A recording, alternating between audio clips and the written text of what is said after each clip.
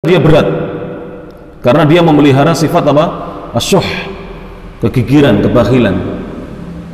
Maka Nabi memperingatkan kita jangan bakhil. Bakhil itu tidak akan membuat kita kaya. Bakhil itu tidak akan menambah rezeki yang sudah Allah pastikan untuk kita. Demikian juga kalau kita berinfak tidak akan mengurangi harta kita. Karena apa yang kita infakkan itu sebenarnya adalah hak orang lain yang Allah titipkan kepada kita, jadi tidak mengurangi harta kita sama sekali, tidak. Justru harta kita yang sebenarnya adalah apa yang kita keluarkan di jalan Allah. Itulah harta kita yang sesungguhnya, yang akan kita petik nanti pada hari kiamat. Itulah yang kita keluarkan di jalan Allah Subhanahu wa taala. Maka Nabi mengatakan wattaqus syuh fa inna syuhha ahlaka man kana qablakum. Kenapa kita disuruh menjaga diri dari kebakhilan atau sifat kikir? Karena kikir dan bakhil itu adalah perbuatan yang telah membinasakan orang-orang sebelum kalian. Jadi banyak umat-umat yang binasa disebabkan apa? Bakhil dan kikir. Banyak yang dibinasakan oleh Allah Subhanahu wa taala disebabkan sifat ini. Dan bukan hanya membinasakan umat manusia sebelum umat Islam ini, namun juga kata Nabi SAW, wa hamalahum ala an safaku dima'akum. Dan perbuatan kikir ini juga akan membawa mereka, inilah yang telah membawa mereka untuk mereka menumpahkan darah-darah mereka. Terjadinya banyak pertumpahan darah sebabnya adalah bakhil dan kikir. Jadi banyaknya pertumpahan darah di antara umat-umat terdahulu, kata Nabi, disebabkan bakhil, kikir, pelit terhadap harta. Dan bukan hanya itu, yang ketiga, wastahallu maharimahum. Inilah juga yang menjadikan halal apa-apa yang diharamkan untuk mereka.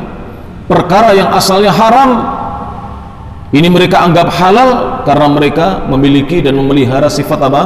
Bakhil. Iya para jemaah, memiliki sifat bakhil. Ini akhirnya menjadikan perkara yang asalnya haram menjadi halal. Na'udzubillahi min dzalik. Baik. Dan ini adalah sabda Nabi SAW yang agung, yang hendaknya kaum muslimin menjalankannya. Pertama, menjauhi apa para jemaah? Perbuatan kedoliman. Karena kedoliman itu adalah kegelapan-kegelapan nanti pada hari kiamat bagi pelakunya. Kemudian yang kedua, disuruh kita menjauhi sifat kikir. Apa efek negatif dari sifat kikir ini? Karena kikir telah membinasakan umat-umat sebelum umat Islam ini, sebelum diutusnya Rasulullah Shallallahu Alaihi Wasallam. Dan yang kedua, sifat ini yang membawa mereka untuk menumpahkan darah-darah sesama mereka. Sifat kikir ini. Kemudian yang ketiga, dan juga membawa mereka untuk menghalalkan hal-hal yang Allah haramkan atas mereka. Jadi kerusakan demi kerusakan disebabkan apa? Asyuh, kekikiran yang dipelihara. Maka mudah-mudahan berjamaah yang dirahmati Allah Subhanahu wa taala, kita menjauhi sifat kikir. Jadilah orang yang rajin bersedekah.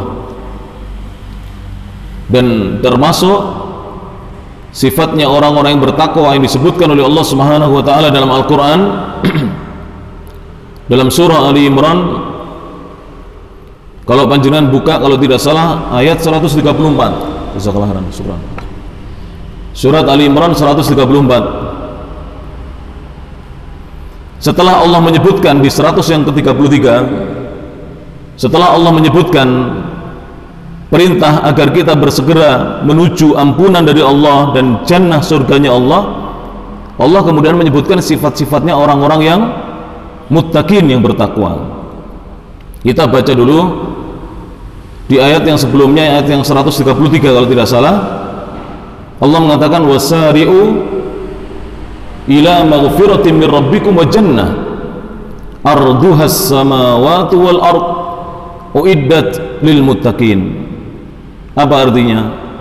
Wasari'u, dan bersegeralah kalian ila maghfiratin min rabbikum, menuju ampunan dari Rabb kalian, wa jannah, dan menuju surga.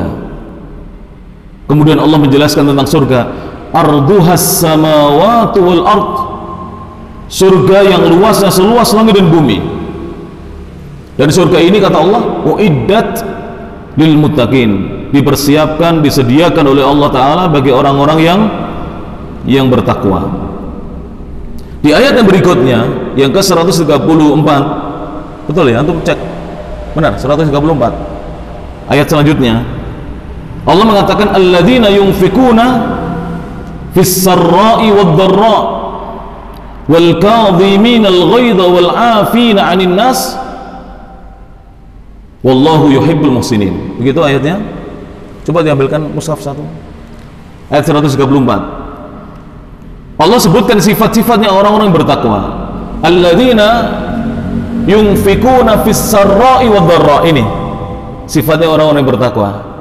Orang bertakwa adalah orang-orang yang berinfak dalam keadaan sarra, ketika lapang, rezekinya luas, hartanya banyak, wad dharra, maupun ketika rezekinya sedikit. Jadi sifat orang bertakwa itu infaknya bukan ketika duitnya banyak. Dalam kondisi apapun orang bertakwa berinfak. Hanya saja ketika rezekinya luas, infaknya banyak. Saat rezekinya sedikit dan sempit, dia kurangi infaknya sesuai dengan kebutuhan dia. Inilah sifatnya orang-orang bertakwa. Wal kadhiminal ghaid. Kemudian sifat orang bertakwa yang berikutnya adalah mereka adalah orang-orang yang mau menahan apa? Amarah. Sehingga orang bertakwa itu, berjamaah, adalah orang-orang yang bukan ketika hidupnya tidak pernah marah. Tidak mungkin manusia tidak pernah marah. Tapi orang bertakwa adalah orang-orang yang ketika marah dia menahan amarahnya, dia tahan kemarahannya. Wal 'afina 'anil nas, dan mereka memaafkan manusia yang menyakiti dirinya. Kemudian Allah mengakhiri, ya, wallahu yuhibbul muhsinin, dan Allah mencintai orang-orang yang berbuat kebajikan. Betul, ayat 134. Sehingga disebutkan di situ infak itu bukan hanya ketika kita dalam kondisi lapang, berjamaah. Infak juga dalam kondisi sempit. Misalnya kita hanya punya duit 100.000, ya infaknya 10.000. Kalau lagi uangnya 1 juta, infaknya 100.000. Begitu. Itulah sifatnya orang-orang yang bertakwa, yang Allah sudah persiapkan untuk mereka surga. Tadi ayatnya, di ayat yang ke 133, wasari'u ila maghfiratim mir rabbikum wa jannah, dan bersegeralah kalian menuju ampunan dari Rabb kalian dan surga, arduhas samawati wal ard, surga yang luasnya seluas langit dan bumi, uiddat lil muttaqin, yang dipersiapkan bagi orang-orang yang bertakwa. Baik. Kemudian di hadis berikutnya, berjamaah yang rahmati Allah Subhanahu wa taala, hadis yang ke ar-rabi'u wa thamanuna wal arba'umiyah, yang ke-484. Hadis ini dikomentari oleh Syekh Al-Albani, dhaifun, hadis yang dhaif, sanadnya lemah. Wa ma tahtahu khattun, adapun sabda Nabi yang diberi garis bawah, yang di bawahnya ada garis, sahihun li ghairih, dinilai sahih karena ada sanad lain yang mendukungnya, sehingga sahih li ghairih. Imam Al-Bukhari berkata, nanti akan saya jelaskan mana yang dhaif dan mana yang sahih. Beliau mengatakan, qala Al-Bukhari rahimahullah, haddatsana Hatim, telah meriwayatkan kepada kami Hatim. Qal, Hatim berkata, haddatsana Al-Hasan ibnu Ja'far, telah meriwayatkan kepada kami Al-Hasan bin Ja'far. Qal, beliau berkata, haddatsana Al-Munkadir ibnu Muhammad ibn Al-Munkadir, telah meriwayatkan kepada kami Al-Munkadir bin Muhammad bin Al-Munkadir, an abihi, dari ayahnya, dari Muhammad bin Al-Munkadir, an Jabir, dari Jabir. Dia orang Arab, para jemaah, sering memberi nama anaknya sama dengan nama bapaknya, sehingga nanti nama cucu dengan kakek sama. Jadi dia memberi nama putranya sama dengan nama ayahandanya. Seperti di sini, ya, Muhammad bin Muhammad bin Al-Munkadir bin Muhammad bin Al-Munkadir. Jadi Al-Munkadir ini nama kakeknya, tapi dipakai oleh Muhammad untuk nama anaknya. An abihi, dari ayahnya. An Jabir, dari Jabir radhiyallahu anhu. Qala, beliau berkata, qala Rasulullah sallallahu alaihi wasallam, Rasul sallallahu alaihi wasallam bersabda, yakunu fi akhir ummati, akan terjadi di akhir umatku, maskhun, terjadi dirubahnya wajah-wajah mereka menjadi wajah-wajah kera dan wajah-wajah babi. Jadi nanti di akhir zaman ada umatnya Rasulullah sallallahu alaihi wasallam yang wajah-wajah mereka dirubah oleh Allah Ta'ala, yang asalnya berwajah manusia menjadi berwajah kera atau babi. Ini akan terjadi nanti di akhir zaman. Wa qadfun, dan akan terjadi di akhir umatku qadhaf, dijatuhkannya bebatuan dari atas langit oleh Allah Ta'ala untuk menyiksa mereka. Jadi siksaannya datang dalam keadaan apa? Batu-batuan itu jatuh menimpa kepala mereka. Ini akan terjadi nanti di akhir umat ini. Wa khasfun, dan akan terjadi pembenaman, penenggelaman. Jadi manusia dibenamkan oleh Allah Ta'ala, ditenggelamkan di atas, di bawah tanah, ke dalam tanah. Akan terjadi para jemaah yang dirahmati Allah Subhanahu wa Ta'ala. Kemudian Nabi mengatakan, wa yubda'u bi ahlil madzalim, dan kesemuanya ini dimulai oleh Allah Ta'ala, ya, ditimpakan kepada orang-orang yang suka berbuat kezaliman. Kata-kata wa yubda'u bi ahlil madzalim ini yang lemah, sanadnya dhaif. Adapun kata-kata yang sebelumnya yang diucapkan oleh Nabi sallallahu alaihi wasallam sanadnya sahih li ghairi, bahwa di akhir umat ini akan terjadi yang pertama, dirubahnya wajah-wajah manusia menjadi wajah-wajah kera dan wajah-wajah babi. Kemudian yang kedua, disiksanya mereka dengan dijatuhkannya bebatuan dari atas langit oleh Allah Ta'ala. Dan kemudian yang ketiga, dibenamkannya, disiksanya manusia dengan dibenamkan, ditenggelamkan ke dalam bumi. Jadi dimasukkan dalam tanah dan dibenamkan oleh Allah Subhanahu wa Ta'ala. Ini yang akan terjadi di akhir zaman. Dan hadis ini kaitannya dengan hadis sebelumnya adalah semuanya disebabkan perbuatan apa? Kedzaliman. Jadi perbuatan kedzaliman bisa mendatangkan azab Allah Subhanahu wa Ta'ala.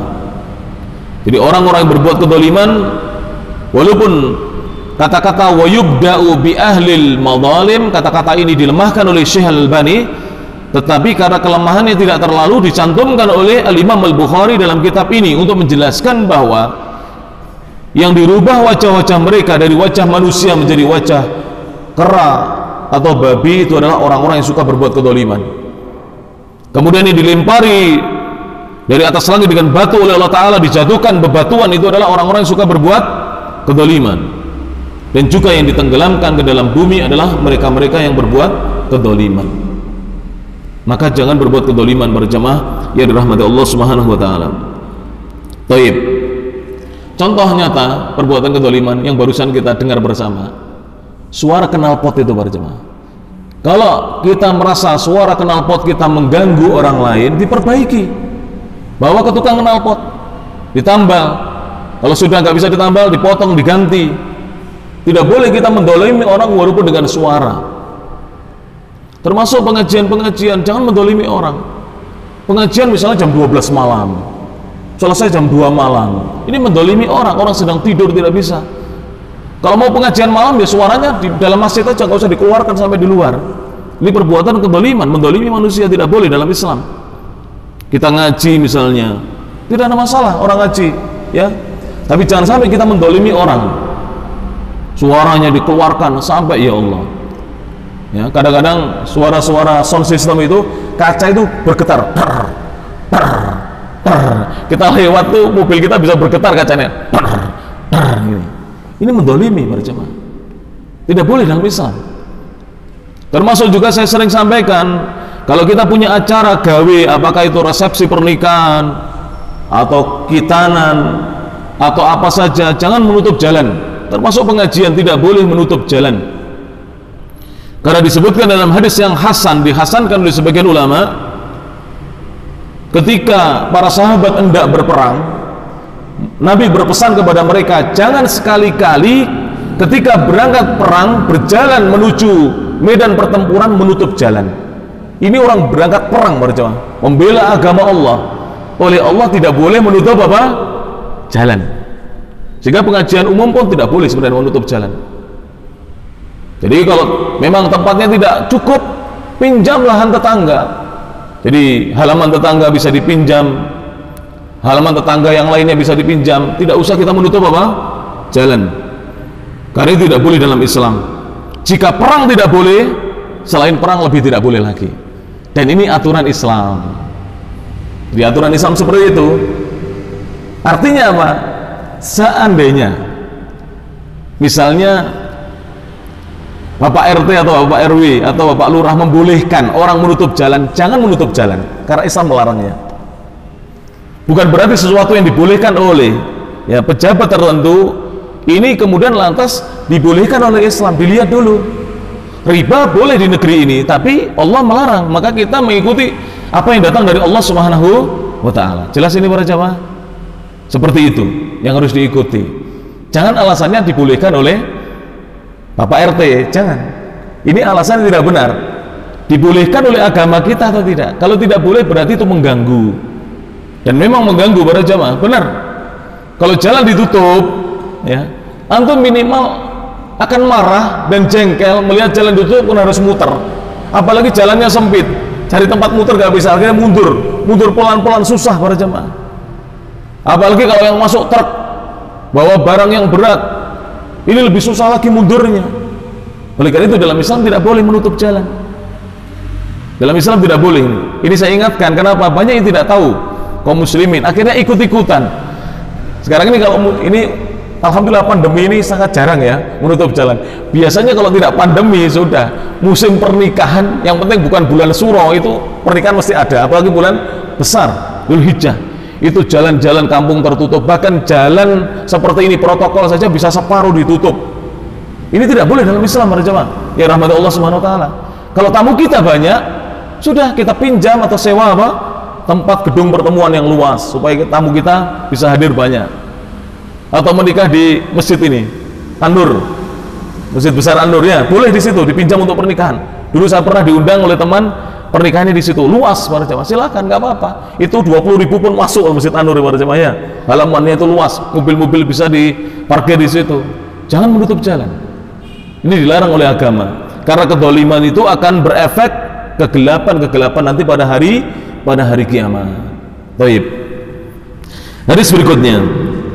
Hadisnya sama, tetapi di sini Imam Al-Bukhari menyebutkan lagi sebab sanadnya berbeda, dan ini kebiasaannya Imam Al-Bukhari dan juga kebiasaan para ulama ahlul hadis. Jika sanadnya berbeda, para perawinya berbeda, hadis itu tetap disebutkan walaupun matan redaksi isinya sama, walaupun redaksinya sama atau mirip, tetap disebutkan untuk menguatkan hadis tersebut. Sebab hadis itu jika sanadnya banyak dan matannya satu, ini hadis ini kuat, jadi semakin menguatkan hadis tersebut. Hadis yang berikutnya al-khamisu wa thamanuna wal arba'umiyah, hadis yang ke-485, hadis yang sahih, disahihkan oleh Syekh Al-Albani rahimahullahu ta'ala. Berkata Imam Al-Bukhari, qala Al-Bukhari haddatsana Ahmad bin Yunus, telah meriwayatkan kepada kami Ahmad bin Yunus. Qala Ahmad berkata, haddatsana Abdul Aziz ibn al-Majishun, telah meriwayatkan kepada kami Abdul Aziz bin al-Majishun. Qala, beliau berkata, akhbarani Abdullah bin Dinar, kata Abdul Aziz telah mengkhabarkan kepadaku Abdullah bin Dinar, ani bin Umar, dari Abdullah bin Umar radhiyallahu anhuma, ani Nabi sallallahu alaihi wasallam, dari Nabi sallallahu alaihi wasallam, qol, Nabi bersabda, kata Nabi, adz-zulmu dzulumatun yaumal qiyamah, kedoliman itu, perbuatan kedoliman itu adalah kegelapan nanti pada hari kiamat. Hadis berikutnya, karena hadisnya sama, kita tidak akan beri penjelasan lagi. Hadis yang berikutnya, as-sadisu wa thamanuna wal arba'umiyah, Hadis yang ke-486, hadis yang sahih, sahahahu al-Albani, disahihkan oleh Syekh Al-Albani rahimahullahu taala. Qala Al-Bukhari rahimahullah, Imam Al-Bukhari berkata, haddatsana Musaddad wa Ishaq, telah meriwayatkan kepada kami Musaddad dan Ishaq. Qala, keduanya berkata, keduanya dimaksud di sini adalah Musaddad dan Ishaq. Haddatsana Mu'ad, telah meriwayatkan kepada kami Mu'ad. Qal, Mu'ad berkata, haddatsani abi, telah meriwayatkan kepadaku ayahku.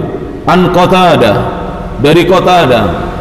An Abil Mutawakkil An-Naji, dari Abul Mutawakkil An-Naji. An Abi Sa'id, dari Abu Sa'id. Abu Sa'id adalah Abu Sa'id Al-Khudri radhiyallahu taala anhu, dan nama lengkap beliau adalah Sa'ad bin Malik bin Sinan. Nama lengkapnya adalah Sa'ad bin Malik bin Sinan Al-Khudri radhiyallahu anhu.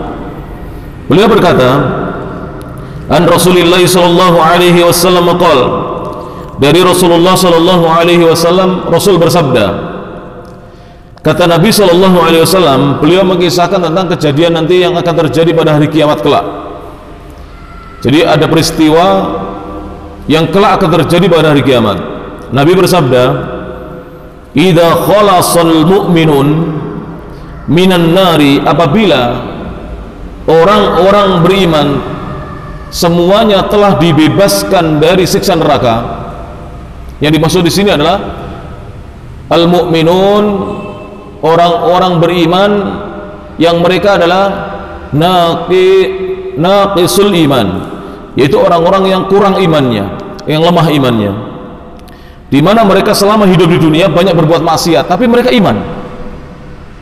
Jadi mereka muslim, mukmin, muslimah, mukminah, tapi ketika di dunia banyak berbuat maksiat dan amal taatnya sedikit.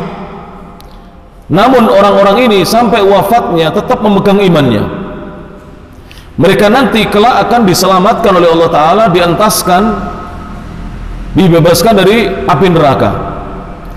Dan disebutkan dalam hadis yang dahulu, saya sampaikan di sini juga hadisnya, bahwa ketika dientas, tubuh mereka itu sudah menjadi fahma. Fahma itu arang. Jadi ihtaroku, tubuh mereka sudah terbakar, wasaru fahma, kata Nabi demikian. Dan mereka telah menjadi arang. Jadi sudah menjadi arang, seperti itu, sehingga tidak bisa dikenali. Ketika mereka telah dibebaskan dari neraka oleh Allah Ta'ala, hubisu, maka mereka ditahan oleh Allah Ta'ala, mereka tertahan bikontorotin bainal jannati wan nar, di jembatan yang menghubungkan antara surga dan neraka, yang ada di antara surga dan neraka.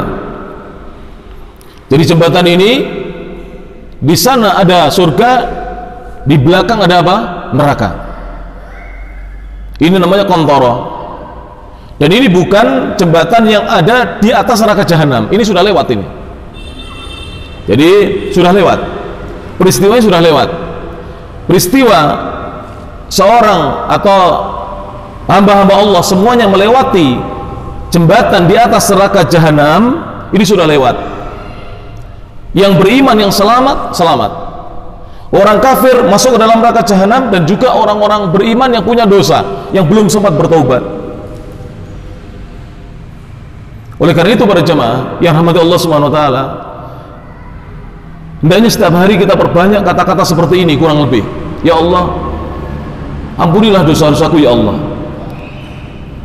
Dosa yang kecil dan yang besar, dosa yang aku ingat maupun yang aku tidak aku ingat ya Allah. Aku berharap meninggal dalam keadaan bersih dari dosa-dosa. Fa insyaallah kalau dia berdoa seperti ini, dia meninggal bersih dari dosa. Bersih dari dosa. Karena sebab orang yang meninggalnya belum bersih dari dosa, jika dia punya iman, masuk neraka lebih dahulu.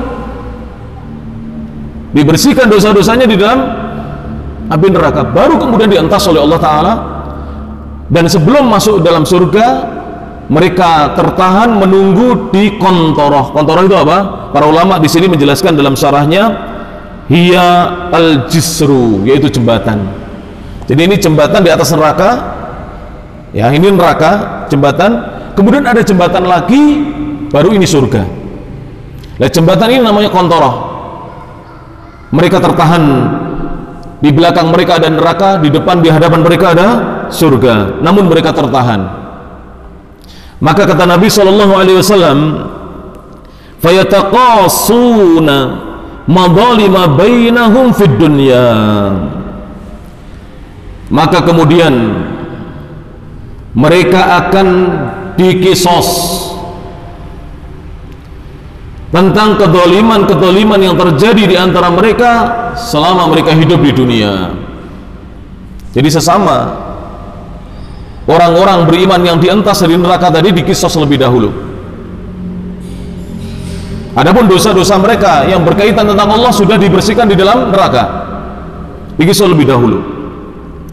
Hatta hingga idza nukku wa hudzibu, ketika mereka telah dibersihkan dari dosa-dosa oleh Allah Ta'ala, wa hudzibu, dan diperbaiki kondisinya karena mereka sudah menjadi arang, ya, diperbaiki kondisinya. Dan disebutkan di dalam hadis yang lainnya, mereka dimasukkan lebih dahulu kepada atau di dalam Nahrul Hayah. Ini disebutkan dalam hadis sahih yang lainnya. Kalau di dalam hadis ini ringkas, tidak disebutkan secara panjang lebar. Dimasukkan di dalam Nahrul Hayah, maka mereka akan tumbuh, kata Nabi SAW, sebagaimana benih yang terbawa aliran banjir kemudian menumbuhkan benihnya. Kelihatan tumbuh benihnya, bermunculan benihnya. Itulah keadaan orang-orang yang diselamatkan oleh Allah Ta'ala dari neraka karena mereka masih punya iman. Setelah dibersihkan dan diperbaiki kondisi mereka, udzina lahum bidukhulil jannah, barulah diizinkan untuk mereka untuk masuk ke dalam surga. Baru mereka diizinkan untuk masuk ke dalam surga. Kemudian Rasul bersabda, fawalladhi nafsu Muhammadin biyadihi, demi Allah zat yang jiwanya Nabi Muhammad berada di tangannya, la ahaduhum, sungguh salah seorang di antara mereka, orang-orang yang diselamatkan dari neraka tersebut, dari kalangan orang-orang beriman tersebut, bimanzilihi, terhadap rumahnya atau tempat tinggalnya di surga, adallu minhu, dia lebih mengenalinya dibandingkan tempat tinggalnya fid dunya, di dunia. Jadi padahal belum masuk surga ini, belum masuk surga, tapi Allah sudah mengenalkan kepada mereka tempat tinggal mereka, dan mereka lebih tahu tempat tinggal mereka di surga dibandingkan apa yang mereka ingat dari tempat tinggal mereka ketika mereka hidup di dunia.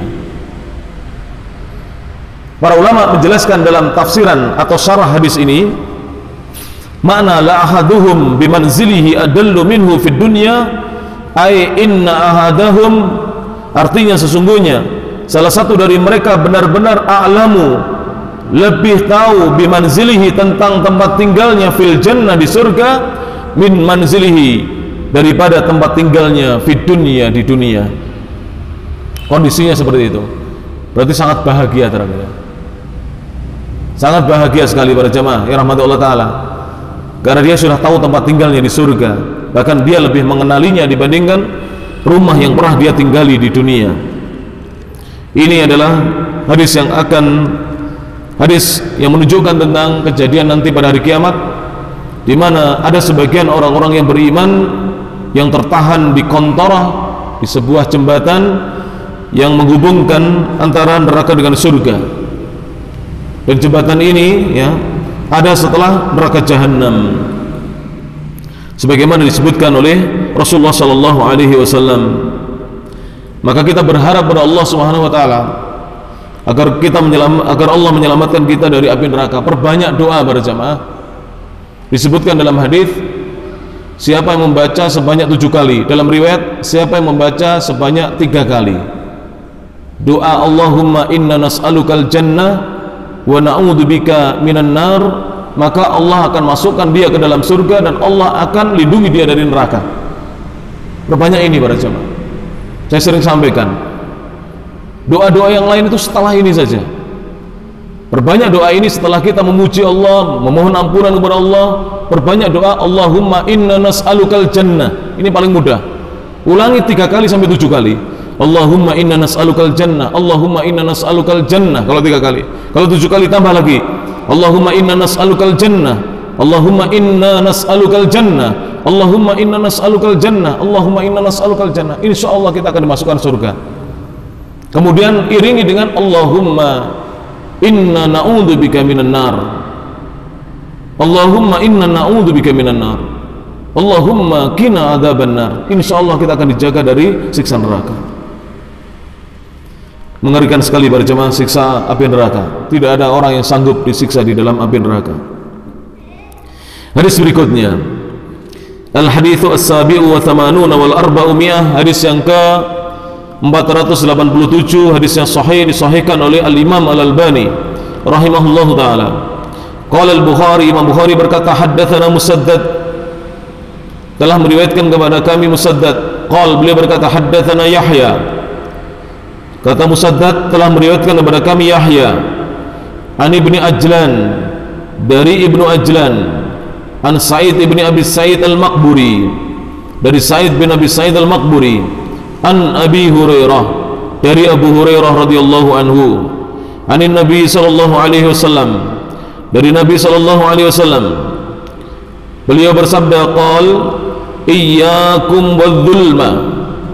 Kalau tadi lafadznya ittaqudz zulma, berhati-hatilah dan jagalah diri kalian dari kedoliman. Kalau di sini Rasul mengatakan iyyakum wadz-zulma, berhati-hatilah kalian dan waspadalah kalian dari kedoliman.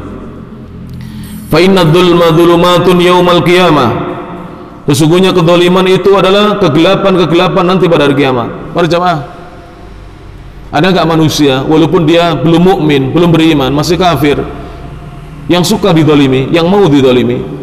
Ada para jemaah? Manusia dia mau didolimi orang lain? Tidak ada yang mau. Sifat manusia tidak mau didolimi. Jangankan manusia, hewan saja tidak mau didolimi. Coba antum ya para jemaah, yang punya ayam betina 3 ekor, punya jago 1, beli ayam jago 1 lah. Nggak usah terlalu besar, masukkan di kandang yang sama dengan jago itu bersama ayam betinanya. Bertengkar nggak? Hewan saja tidak mau didolimi, apalagi manusia. Maka dari itu Rasulullah SAW melarang kita dari perbuatan kedoliman, karena kedoliman itu adalah kegelapan-kegelapan pada hari kiamat. Kemudian beliau bersabda, wa iyyakum wal fuhsya, dan hati-hatilah kalian, waspadalah kalian dari perbuatan kekejian, perbuatan yang keji, perbuatan yang buruk. Al-fuhsyu maknanya keji atau buruk, bisa bermakna al-qubhu, sesuatu yang buruk, yang keji, disuruh kita menjauhinya. Sebagian ulama mengatakan al-fuhsyu, di antara contoh al-fuhsyu adalah az-zina.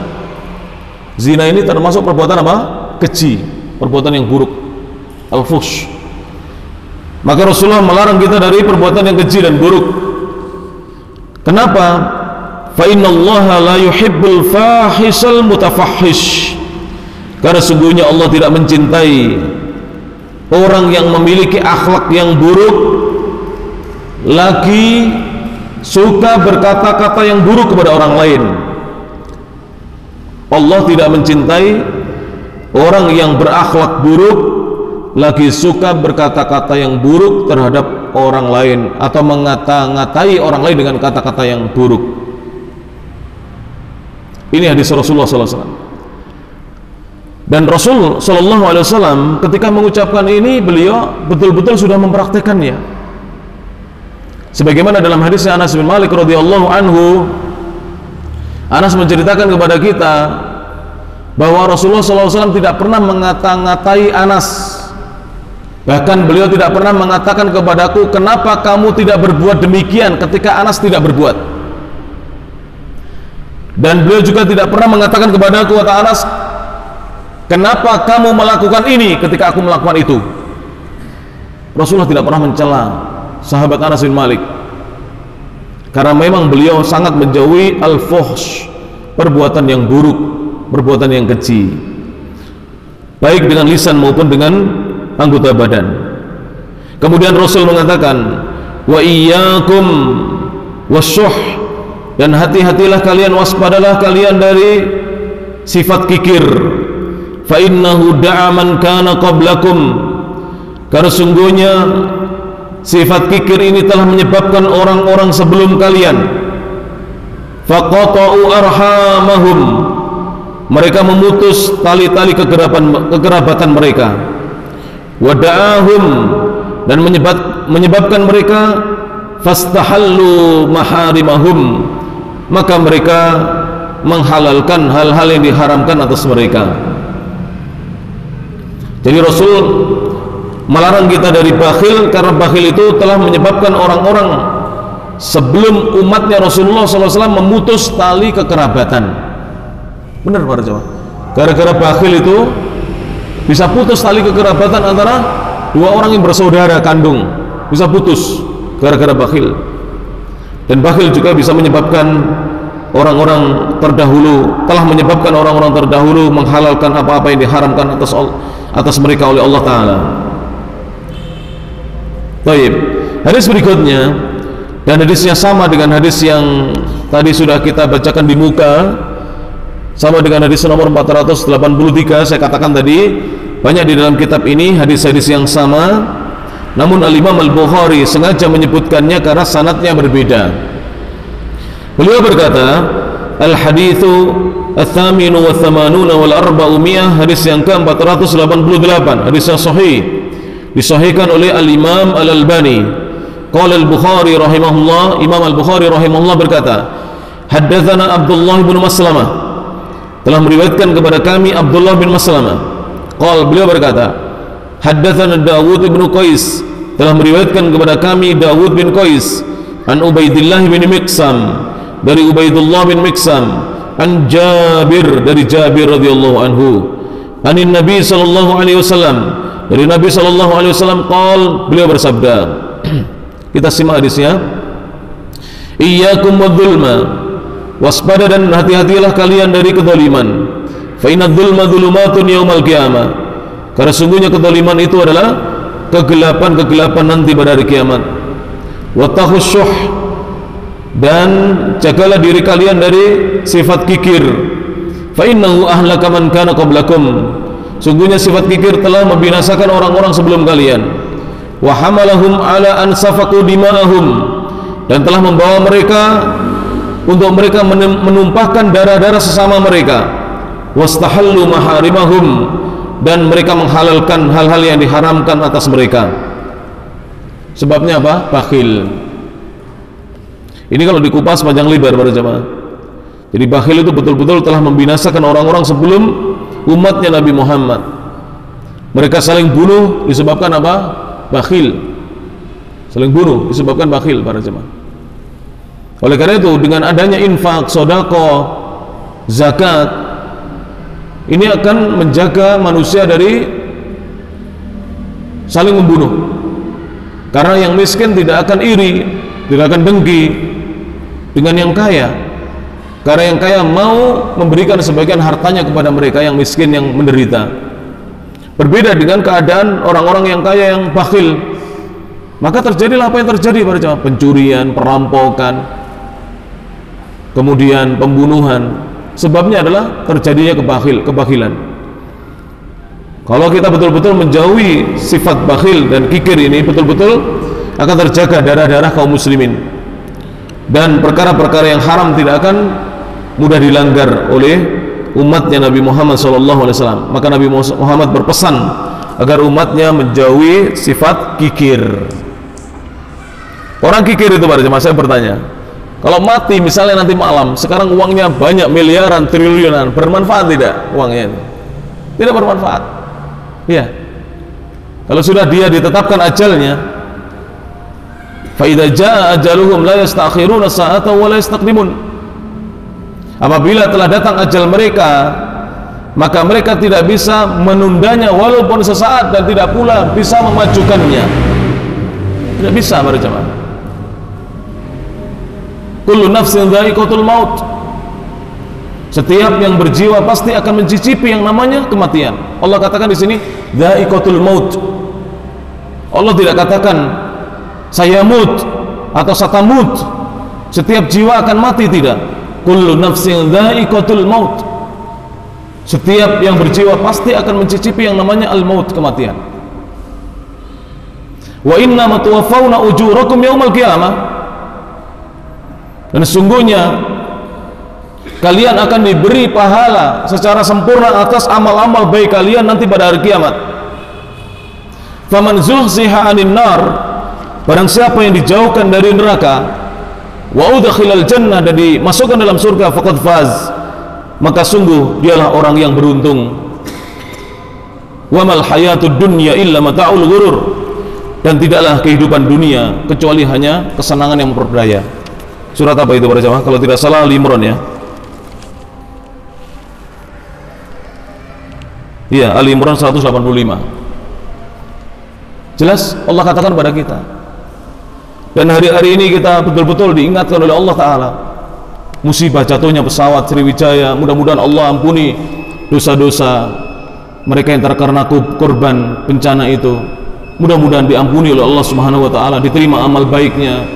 Dan insya Allah, kalau melihat hadis Nabi SAW, termasuk yang diberi pahala syahid dunia, karena matinya kalau tidak tenggelam terbakar, kalau tidak demikian matinya adalah jatuh dari tempat yang tinggi. Ini insya Allah syahid dunia, berjamaah. Pahalanya besar, asal meninggalnya dalam keadaan iman. Asal meninggalnya dalam keadaan iman. Maka saya ingatkan sebagai penutup pengajian pada malam hari ini, yang sangat kita khawatirkan bukanlah kapan kita mati, bukan. Sekarang pada takut orang, para jemaah. Takut mati, takut mati. Yang sangat kita khawatirkan adalah bagaimana nanti kita mati. Bisakah kita meninggal husnul khotimah? Itu yang sangat kita khawatirkan. Bisakah kita wafat dalam badan husnul khotimah? Dan kematian itu datangnya tiba-tiba, tidak bisa ditunda dan tidak bisa dimajukan. Dan setiap yang bernyawa pasti akan mencicipi kematian.